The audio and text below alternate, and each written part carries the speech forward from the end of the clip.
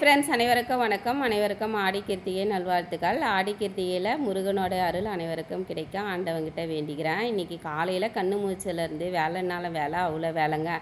ஜவ்வு மாதிரி ஈர்த்திக்கிட்டே போச்சு. இந்த வேலை செஞ்ச களைப்பில் வீடியோ எடுக்கலாமா வேணாமான்னு 2 மனசில் தான் இருந்தேன். அப்புறம் ஒரு மனசு சொன்னதை கேட்டு தான் வீடியோவே எடுக்க ஆரம்பித்தேன். எங்களோட குலதெய்வம்னு பார்த்தீங்கன்னா அங்காளம்மா. ஆனால் எங்களுக்கு இஷ்ட தெய்வம்னா அது முருகர் தான். எங்கள் வீட்டில் இருக்கிற 4 பேருக்குமே முருகர்னால் ரொம்ப ஸ்பெஷலு. எனக்கோ என்னவன் முருகர்னா ஸ்பெஷலு. முன்னாடிலாம் பார்த்திங்கன்னா மாதத்தில் வரும் இல்லைங்களா, அந்த கிருத்திகை கூட விடவே மாட்டேன். எல்லா கிருத்திகையுமே படைப்பேன். ஆனால் இப்போலாம் வந்து 3 கிருத்திகை மட்டும்தான் படைக்கிறேன். கிருத்திகை மட்டும் இல்லைங்க, செவ்வாய்க்கிழமை, சனிக்கிழமை, வியாழக்கிழமை, அதுக்கப்புறம் சஷ்டி, இது மாதிரி ஒன்றை விட மாட்டேன். எல்லாத்துக்குமே விரதம் இருந்து படைச்சிக்கிட்டே இருப்பேன். எல்லோரும் கேட்பாங்க, வாரத்தில் இத்தனை நாள் விரதம் இருந்தீங்கன்னா என்றைக்கு தான் நீங்கள் நான்வெஜ் சாப்பிடுவீங்கன்னு கேட்பாங்க. 2014க்கு அப்புறம் பார்த்தீங்கன்னாக்கா இது அப்படியே எல்லாத்தையும் ஸ்டாப் பண்ணியாச்சு. நாங்கள் ஒரு வீடு இருந்தோமா, அந்த வீட்டையும் எரிஞ்சிடுச்சு 2014. அதுக்கப்புறம் 2016 பார்த்தீங்கன்னா என்னோடய காலில் அடிபட்டு ரொம்ப முட்டி வீங்கி நடக்க முடியாமல் போயிட்டேன். அப்புறம் 2019 பார்த்தீங்கன்னா எங்கள் வீட்டில் இருக்கிற 4 பேருக்குமே கொரோனா வந்து மரணத்தை போய் தொட்டுட்டு வந்தோம்.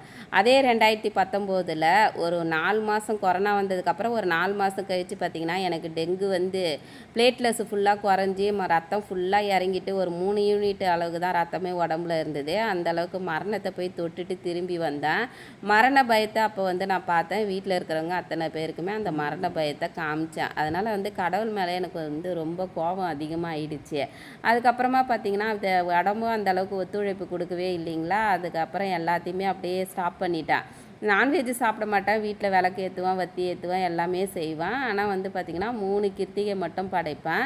இந்த சஷ்டிலாம் வந்து பார்த்திங்கன்னா மாதத்தில் வர ஒரு சஷ்டிக்கு மட்டும் படைப்பேன். மீதியெல்லாம் அப்படியே எல்லாத்தையும் கொஞ்சம் கொஞ்சமாக அப்படியே ஸ்டாப் பண்ணிக்கிட்டே வந்துட்டேன்.